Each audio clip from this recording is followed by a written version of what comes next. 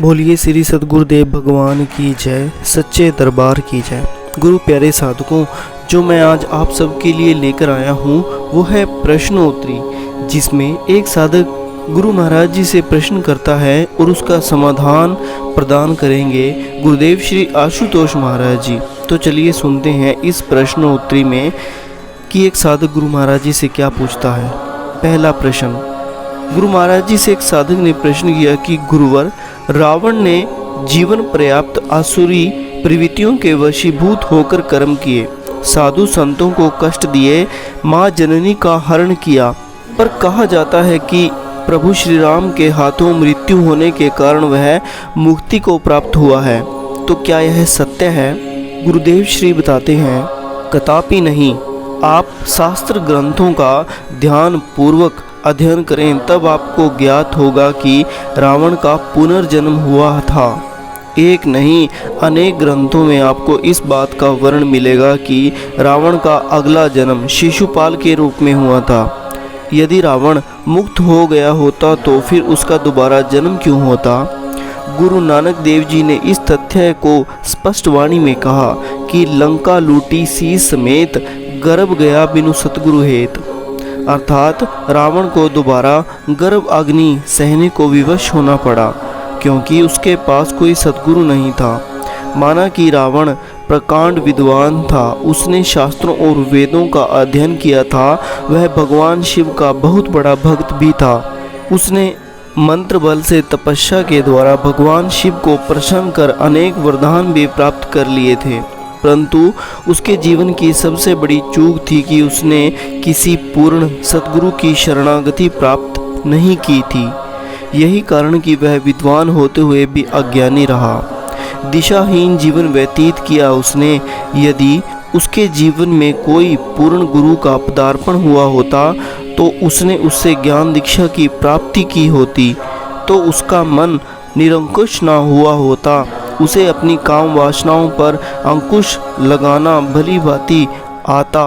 सतगुरु उसके जीवन को पल प्रतिपल सही दिशा देते, उसे कल्याण के मार्ग पर अग्रसर करते। वह केवल शास्त्रार्थ या विद्वान न रहकर अनुभवी ज्ञानी बन जाता। इसलिए श्री गुरु नानक देव जी ने लिखा कि गर्भ गया बिनु सतगुरु हेत। अतः 84 के चक्कर से छूटने का, भवसागर पार करने का और गर्भाग्नि से बचने का, मुक्ति का मात्र एक उपाय है, सतगुरु से ज्ञान दीक्षा लेकर उनकी आज्ञा में जीवन यापन करना। तो गुरु प्यारे साधकों, महाराज जी ने कितने अच्छे शब्दों में समझाया कि अगर कोई बड़े से बड़ा ज्ञानी हो, वो अपने आप को सोचे मैं मुक्त हो जाऊंगा, पर जब हम छोटे हुआ करते थे तो हम बहुत बार अपने बुजुर्गों के मुंह से भी सुना करते थे, हमें गुरु बिना गत कभी नहीं होती। इसलिए हमें गुरु का चयन अवश्य करना चाहिए, हमें पूर्ण गुरु की तलाश अवश्य अपने जीवन में करनी चाहिए, ताकि हम भी विद्वान जरूर बने, पर उसके साथ साथ हम गुरु को जरूर धारण करें, क्योंकि मुक्ति का कारण सिर्फ और सिर्फ गुरु ही हुआ करता है और पूर्ण गुरु ही हमें भवसागर से पार निकालने की समर्था रखता है। तो चलिए सुनते हैं अगली प्रश्नोत्तरी, जिसमें एक साधु महाराज जी से कहता है, गुरुदेव, परशुराम जी का वर्ण श्री राम के समय में भी आता है और श्री कृष्ण के भी, जबकि श्री राम त्रेता युग में थे और भगवान श्री कृष्ण द्वापर में, फिर परशुराम जी दोनों ही युगों में हो, ऐसा कैसे संभव है? महाराज जी बहुत अच्छे शब्दों में उसे समझाते हैं और क्या कहते हैं? महाराज जी कहते हैं कि परशुराम जी दोनों ही युगों में थे, त्रेता में भी थे और द्वापर में भी, पर ये दोनों समय के परशुराम एक नहीं थे, अलग अलग थे। जैसे कि नारद जी का वर्ण तो हर युग में आता है, तो क्या नारद जी अमर है? हर युग का एक ही नारद है? नहीं, नारद तो एक पद है, एक उपाधि है। नार का अर्थ होता है ज्योति या ज्ञान, अर्थात नारद का अर्थ हुआ वह शक्ति, वह व्यक्ति जो उस ज्योति या ज्ञान को प्रदान करने वाला हो। ठीक ऐसे ही शंकराचार्य भी एक पद बन चुका है। जब आदि गुरु शंकराचार्य जी आए तो उन्होंने देश के कोने कोने में अपने शिष्यों को भेजकर सत्य का प्रचार किया। उत्तर पश्चिम, पूर्व, दक्षिण चारों कोनों में 4 मठों की स्थापना की। वहाँ अपने शिष्यों को नियुक्त किया। उनके वे शिष्य भी शंकराचार्य के नाम से ही पहचाने जाने लगे। तब से अब तक जो भी मठाधीश होते हैं वह शंकराचार्य जी कहलाता है।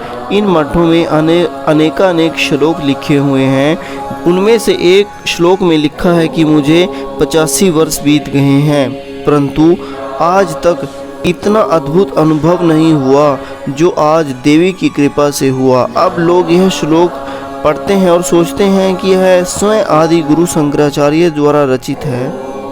यहाँ तक कि कई विद्वान भी ऐसा मानते हैं, परंतु विचारणीय है कि आदि गुरु शंकराचार्य जी तो मात्र 32 वर्ष की आयु में देह का त्याग कर गए थे, फिर उनके द्वारा यह श्लोक कैसे लिखा जा सकता है। अतः यह श्लोक मठाधीश बने किसी अन्य शंकराचार्य के द्वारा ही लिखा गया होगा।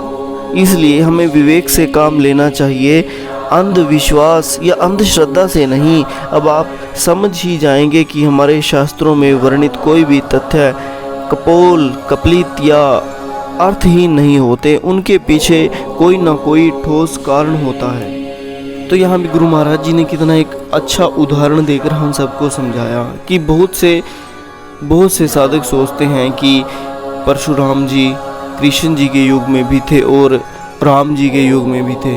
तो महाराज जी ने बहुत अच्छी तरह समझाया कि परशुराम एक पद है, कि जिसके माध्यम से परशुराम एक पद है और शंकराचार्य भी एक पद है। बस हमें अपनी विवेक बुद्धि को जागृत करके अपने ग्रंथों का अध्ययन करना चाहिए, तभी हम उनको पूर्णता से समझ पाएंगे और एक गुरु कृपा से ईश्वर दर्शन कर गुरु की आज्ञाओं में चलकर हम मुक्ति की मार्ग के तरफ बढ़ें।